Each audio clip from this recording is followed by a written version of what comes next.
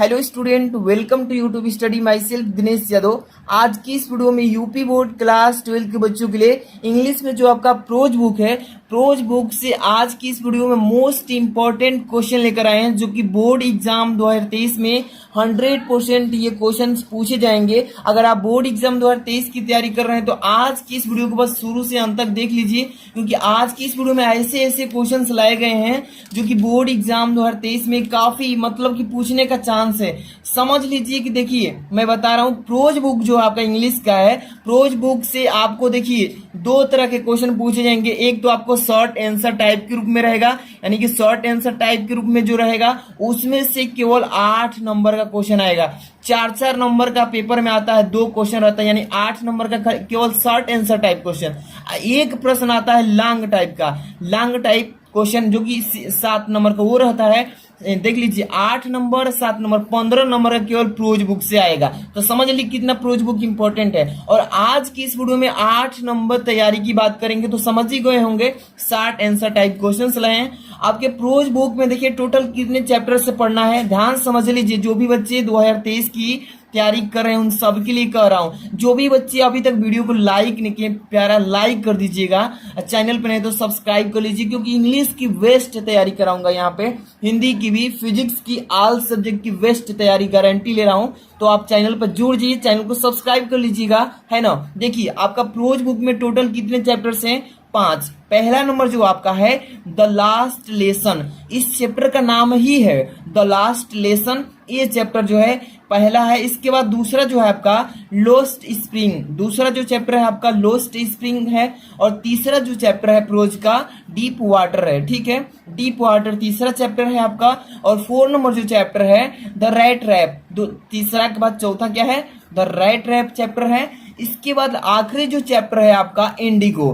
तो 5 चैप्टर से आपके 15 नंबर के क्वेश्चन आएंगे, short answer type question, long answer type question. तो आज की इस वीडियो में मैं 3 चैप्टर से आपको मोस्ट इंपॉर्टेंट क्वेश्चन लेकर आ चुका हूं, जो कि वीडियो का फर्स्ट पार्ट होगा इसमें, और 2 चैप्टर का बात जाता है तो नेक्स्ट डे लाऊंगा। तो चलिए स्टार्ट करते हैं। यहाँ पे देखिए फर्स्ट जो क्वेश्चन है लिख चुका है यहाँ पे क्लास 12 इंग्लिश का प्रोज बुक से मोस्ट इंपॉर्टेंट क्वेश्चन 2023 के बच्चों के लिए। सबसे पहला जो चैप्टर होगा आपका, एक एक चैप्टर वाइज हम चलेंगे।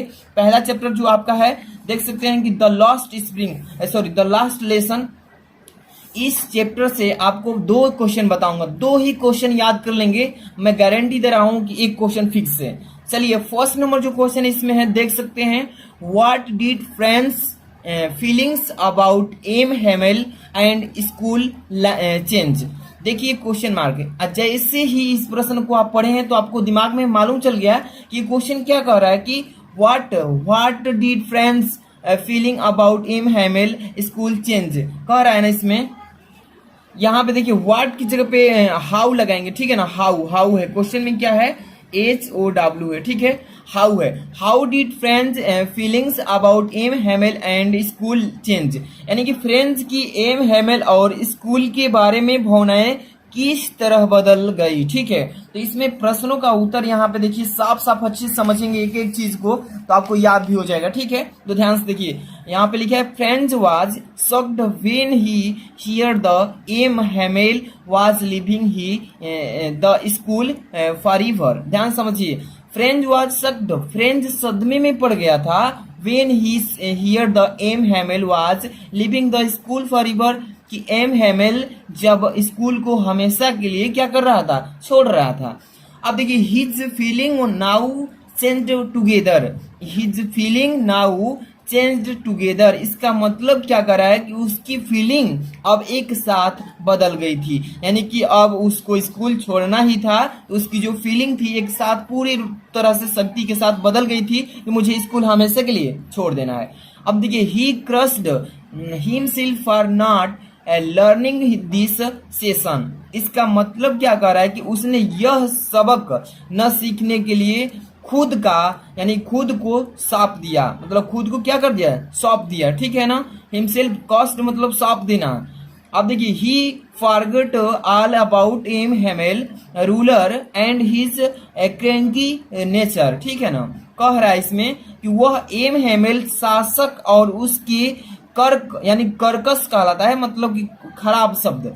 कहेंगे कि वह ही फॉरगॉट ऑल अबाउट एम हेमल ruler and his cranky rule nature. कह रहे कि वह एम हेमल शासक और उसकी कर्कश स्वभाव के बारे में यानी कि खूब मतलब कि क्या कुछ सब कुछ भूल चुका था। ये हो जाएगा इस प्रश्न का उत्तर। इसी तरीके से आपको अच्छे से तैयार करना है, ठीक है। अगला क्वेश्चन आप सबके सामने है। क्वेश्चन नंबर जो नेक्स्ट है ये इसी चैप्टर का है, 2 क्वेश्चन है। फर्स्ट नंबर हो गया, दूसरा देखिए what did M Hamel say about the French language, ठीक है। इसमें कहा क्या रहा है कि एम हेमेल ने फ्रेंच भाषा के बारे में क्या कहा। एम हेमेल जो थे वो फ्रेंच भाषा के बारे में क्या कहा था, तो उत्तर लिखेंगे ऐसे ही आपको साफ साफ और अच्छे से लिखेंगे ना तो एक भी नंबर नहीं कटेगा, डेफिनेटली आपका अच्छा से नंबर मिल जाएगा। यहाँ पे देखिए इसका उत्तर लिखेंगे he called French the most beautiful language in the world. कह क्या रहा है इसमें कि उन्होंने फ्रेंच को दुनिया की सबसे खूबसूरत यानी कि ब्यूटीफुल मतलब होता है सुंदर यानी खूबसूरत भाषा बताया, ठीक है ना। क्या बताएंगे कि वह चाहे उन्होंने फ्रेंच को दुनिया की सबसे खूबसूरत भाषा बताया। इसके बाद देखिए he said that it was the clearest and the most logical language। इसका मतलब उन्होंने कहा कि यह सबसे स्पष्ट और सबसे तार्किक भाषा थी। क्या थी? सबसे स्पष्ट और तार्किक भाषा थी। इसी तरीके से आपको अच्छे से रिवाइज करना है। देखिए कोई भी क्वेश्चन याद नहीं हो रहा है ना तो आप उसको 1 बार 2 बार देखिए अच्छे से वीडियो को, डेफिनेटली आप उसको याद कर पाएंगे। अब इसके बाद इस चैप्टर से यानी कौन सा चैप्टर था यहाँ पे देख लीजिएगा, द लास्ट लेसन। इस चैप्टर का नाम है द लास्ट लेसन, पहला चैप्टर। इसमें से 2 चैप्टर यानी 2 क्वेश्चन बताए हैं, वो भी शॉर्ट आंसर टाइप। इसके बाद अगला चैप्टर है आपका, देख लीजिए इसमें अगला चैप्टर है लॉस्ट स्प्रिंग। लॉस्ट स्प्रिंग से आपको 2 क्वेश्चन बताएंगे जो कि very very most important question होने वाला है, ठीक है। ध्यान समझते चलिए। तीसरा क्वेश्चन जो है पढ़ लेते हैं, ध्यान समझिएगा। ये काफी इंपॉर्टेंट क्वेश्चन को सिलेक्ट किया गया है और मैं काफी मतलब कि वर्षों से पढ़ा रहा हूँ, यानी कि 7 साल से मेरा एक्सपीरियंस है पढ़ाने का। ऑफलाइन कोचिंग में भी पढ़ाते हैं, ऑनलाइन तो मान लीजिए कि 2-3 साल से चल रहा है, लेकिन काफी एक्सपीरियंस है जो कि मोस्ट इंपॉर्टेंट सेलेक्ट करके लाया हूँ ना। पेपर में 100% पूछे जाते हैं, आप देख लीजिएगा। बहुत सारे बच्चे पेपर देकर आते हैं, कॉमेंट करते हैं सर आपका जो एग्जाम में क्वेश्चन आप बताए थे सभी मतलब कुछ क्वेश्चन ज्यादा फंसे हुए थे। और आज की इस वीडियो में तीसरा जो क्वेश्चन देख रहे हैं काफी इंपॉर्टेंट है, ध्यान से देखिए। What is Saheb looking for in the garbage dumps. इसमें 2 क्वेश्चन पूछा है। इसके बाद है where is he and where has he come from. इसका मतलब क्या कर रहा है कि what is Saheb looking for in the garbage dump. इसका मतलब कि कूड़े के ढेर में साहेब क्या खोज रहे थे, यानी कि क्या लुकिंग मतलब देख रहे थे यानी क्या खोज रहे थे। Where is he and where has he come from, और वह कहाँ यानी कि वह कहाँ है और कहाँ से आया है, ठीक है ना। ये प्रश्न कह रहा है तो इसका उत्तर लिखेंगे कैसे कि साहेब इज अ रैग पिकर्स, यानी कि कह रहा है इसमें कि साहेब एक रैग पिकर है। क्या है? साहेब जो है एक रैग पिकर है, यानी कि साहेब कचरा बिनने वाला है। रैग पिकर मतलब क्या होता है? कचरा बिनने वाला को रैग पिकर कहते हैं, ठीक है। अब इसके बाद he is looking for gold in the garbage dump. इसका मतलब क्या कह रहा है कि देखिए वह कचरे के ढेर में सोना ढूंढ रहा है। क्या ढूंढ रहा है? ही इज लुकिंग, वह ढूंढ रहा है फॉर गोल्ड, सोना को, इन द गार्बेज डंप यानी कचरे के ढेर में। इसके बाद है presently he is in Delhi. इसका मतलब कि फिलहाल वह दिल्ली में है। इसका मतलब he is presently he is in Delhi, वह अभी फिलहाल में कहां पर है? दिल्ली में है। He has come from Bangladesh, वह बांग्लादेश से आया था, ठीक है ना। जैसा क्वेश्चन पूछा है वैसा जवाब देना है, न कि ज्यादा क्वेश्चन चढ़ा बढ़ा कर लिखते हैं तो आपका नंबर डेफिनेटली कम मिलेगा। जैसा प्रश्न कहे टू द क्वेश्चन का आंसर देना है, ठीक है ना। ये हो गया आपका अगला चैप्टर। दूसरा चैप्टर का एक और क्वेश्चन है जो कि ये वाला है, ठीक है। क्या है इसमें? What makes the city to Firozabad famous. कह रहा है कि what make the city of to है, सॉरी यहाँ पे 2 लिखा है लेकिन ऑफ होगा, ठीक है ना, ऑफ है, ठीक है। Of Firozabad famous. कह रहा है इसमें कि फिरोजाबाद शहर किस बात के लिए प्रसिद्ध है, बताइए। पेपर में पूछेगा ऐसे ही, और ऐसा क्वेश्चन पूछता है ना कि हर एक जगह उस क्वेश्चन का कुछ वैल्यू हो, हर एक जगह उसका कुछ ना कुछ मतलब हो। ऐसे क्वेश्चन को पेपर में पूछा जाता है। जैसे कि what is makes the city of Firozabad famous, यानी कि फिरोजाबाद शहर किस लिए प्रसिद्ध है। तो यहाँ पे बताएंगे इसका आंसर, ध्यान समझिएगा कि Firozabad is famous for glass blowing industry. यानी कह क्या रहा है कि फिरोजाबाद इज फेमस, फेमस है ना for glass blowing industry. Firozabad कांच उड़ाने के उद्योग के लिए प्रसिद्ध है। कांच को क्या करने के लिए, उड़ाने के लिए क्या है, फेमस है। इसके बाद every other family here is यहाँ पर देखिए इंगेज इन अलग है, मेकिंग बेंगल्स, ठीक है। इसका मतलब एवरी अदर फैमिली, इसका मतलब कि यहाँ का हर दूसरा परिवार, यानी कि हर एक परिवार चाहे दूसरा परिवार चूड़ियां बनाने में लगा हुआ है। जहाँ पे फिरोजाबाद की ग्लास की फैक्ट्री है, वहां पर प्रत्येक घर भर के परिवार जो हैं चूड़ियां बनाने में लगे हुए हैं। It is famous for its bangles, यानी कि यह अपनी चूड़ियों के लिए ही प्रसिद्ध है, ठीक है ना। किस लिए प्रसिद्ध है, अपनी चूड़ियों के लिए। इसी तरीके से आपको अच्छे से तैयार करना है। अगला जो आपका है क्वेश्चन नेक्स्ट चैप्टर का है, यानी कि डीप वाटर जो चैप्टर है ना, उसी चैप्टर से क्वेश्चन को लिया गया है। इसमें से भी आपको देखिए 3 क्वेश्चन। इसमें पहला जो क्वेश्चन लिया गया है इसमें कि when did the writer join the YMCA pool and why. इसका मतलब क्या कह रहा है इसमें कि लेखक YMCA तरड़, यहाँ पर तरड़ ताल में कब भर्ती हुआ और क्यों, ठीक है ना। इस तरीके से पेपर में पूछेगा। इसका आंसर क्या लिखेंगे, ध्यान समझिए कि he was 10 or 11 years old when he joined the YMCA पुल। कह रहा है कि वह, यानी कि जब कितने साल का था, 10 या 11 साल का था जब वह क्या किया, YMCA पुल को ज्वाइन किया, यानी कि उसमें भर्ती हुआ। अब देखिए it offered an opportunity to learn to swim, यानी कि तब वह 10 मतलब कि तब से उसने तैरना सीखने का मतलब अवसर दिया। तब से वह ऑफर्ड मतलब होता है अवसर, तब से उसको क्या किया, तैरने के लिए, उसको तैरने के लिए सिखाने के लिए अवसर दिया, ठीक है ना। क्यों, तो ये इसका जवाब हो जाएगा, ठीक है। तो ये क्वेश्चन, इसका आंसर इसी तरीके से तैयार करना। इसके बाद अगला क्वेश्चन है आप सामने है 6 नंबर क्वेश्चन, ध्यान समझिएगा। 6 नंबर क्वेश्चन इसी चैप्टर का था, डीप वाटर वाला से है ना।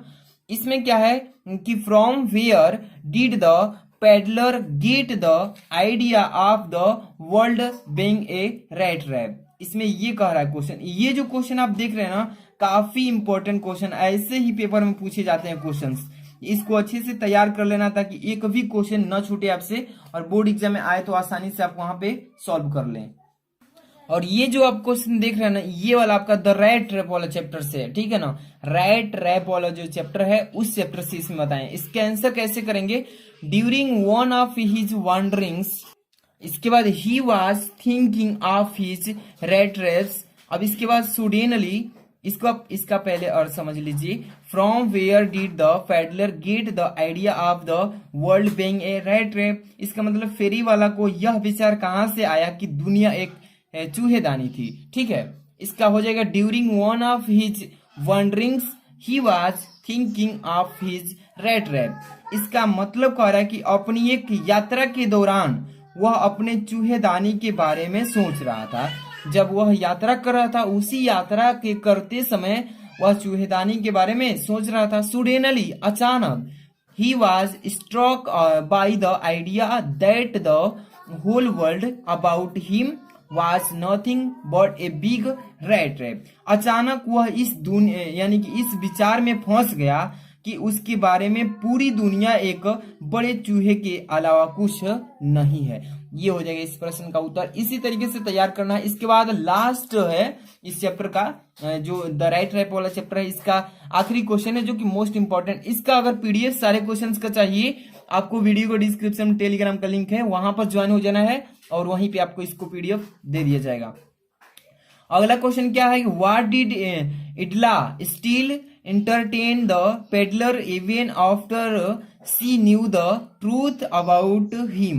अबाउट हिम बोला है इसमें ना। और इसी तरीके से क्वेश्चन को ऐसे पूछा जाता है, देखिए व्हाई डिड एडला, यानी कि फेरी वाला के बारे में सच्चाई जानने के बावजूद भी एडला ने उसकी खातिरदारी क्यों की, है ना, क्यों खाना खिलाया पिलाया, क्यों खातिरदारी की। तो इसका आंसर यहाँ पे बताएंगे, she wanted to feed a poor, मतलब कि वह गरीबों को भोजन कराना चाहते थे। वह क्रिसमस पर एक गरीब को, भूखे गरीब को, चलिए इसको पूरा पढ़ लेते हैं।